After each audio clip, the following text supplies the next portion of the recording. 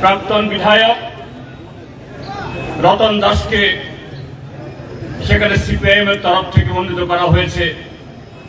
বামফ্রন্টের সমস্ত শরিক দল এবং কংগ্রেস দল তথা ইন্ডিয়া জোট এই দুজন প্রার্থীকে ত্রিপুরাজ্যের আরেকটা লোকসভা কেন্দ্র পূর্ব ত্রিপুরা লোকসভা কেন্দ্রেও সেখানে সিপিআইএম এর প্রার্থী শ্রীযুক্ত রাজেন্দ্র রিয়াং প্রতিনিধিত্ব করবেন। আমরা এই তিনজন প্রার্থীকে বিপুল ভোটে জয়ী করার জন্য ত্রিপুরাজ্যের সমস্ত নির্বাচক মণ্ডলীর কাছে আমরা আহ্বান রাখছি। এবারে নির্বাচন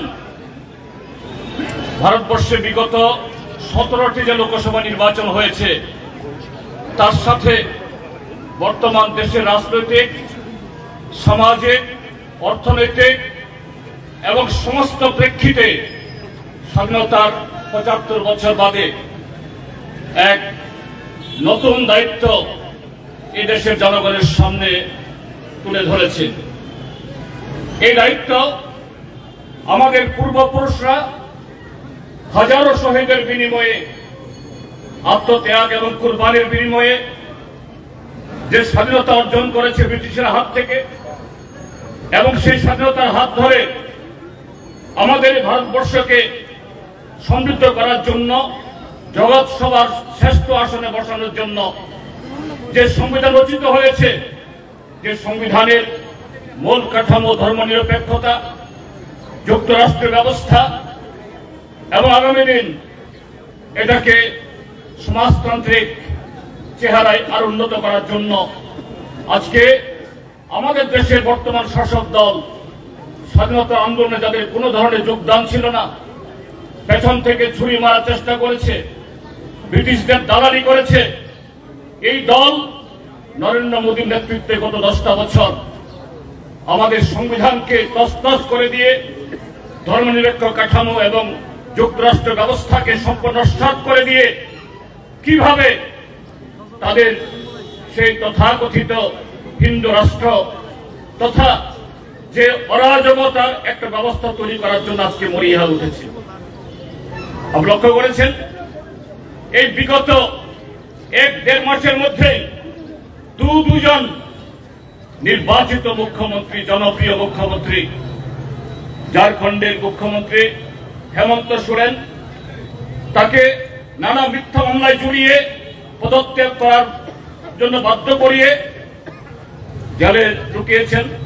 আর গতকাল সন্ধ্যায় দিল্লিতে সেখানকার জনপ্রিয় মুখ্যমন্ত্রী কেজরিওয়ালকে, তাকে এনফোর্সমেন্ট ডাইরেক্টরেট নামে একটা শক্তি, তাকে ব্যবহার করে এই মোদী সরকার, ভারতীয় জনতা পার্টি যখন ইলেকট্রাল বন্ডের নামে একটা অসাংবিধানিক আইন করে হাজার হাজার কোটি টাকা এই দেশের মানুষের লুট করেছে এবং ভারতের সর্বোচ্চ আদালত দ্বারা প্রমাণিত হয়েছে পৃথিবীর সর্ববৃহৎ কেলেঙ্কারী, সর্ববৃহৎ দুর্নীতিবাজ এবং সর্ববৃহৎ কালোবাজারের মদতকারী দল হিসেবে আজকে নিজেদেরকে স্থাপিত করা করেছে।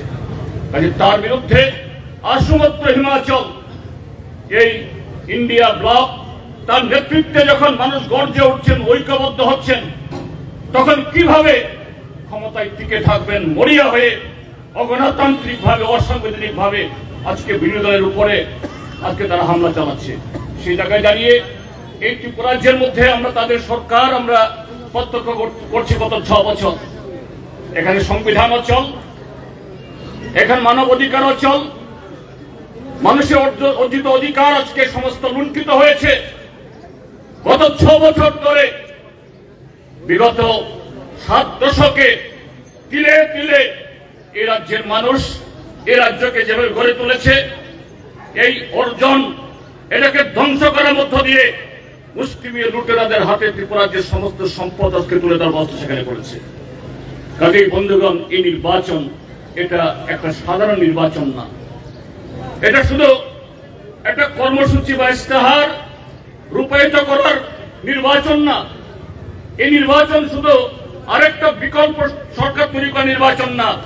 এই নির্বাচন দেশ রক্ষার, সংবিধান রক্ষার, স্বাধীনতা রক্ষার জন্য।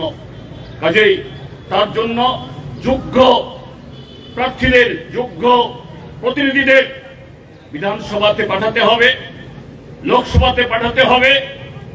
তার জন্য এখানে এই পশ্চিম ত্রিপুরা লোকসভা কেন্দ্রে আমাদের প্রার্থী জাতীয় কংগ্রেসের শ্রী আশিস কুমার সাহা এবং ভারতের কমিউনিস্ট পার্টি মার্ক্সবাদীর রাজ্য কমিটির সদস্য কমরেড রতন দাস, তিনি 7 নম্বর বিধানসভা কেন্দ্রে আমাদের উপনির্বাচনের প্রার্থী।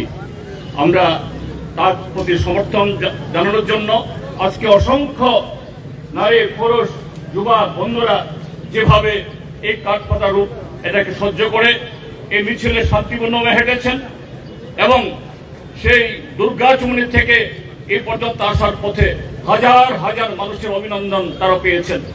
আমরা আশা করব আগামী 1 মাস ত্রিপুরা রাজ্যের শাসক দল ইতিমধ্যেই তাদের প্রার্থী বা তাদের ঘোষিত প্রার্থী এই ত্রিপুরা রাজ্যের জনগণকে হুমকি দিচ্ছে, বিরোধী দলের কর্মীদেরকে জবরদস্তি করে যোগদান সভাতে অংশগ্রহণ করার জন্য বাধ্য করছে।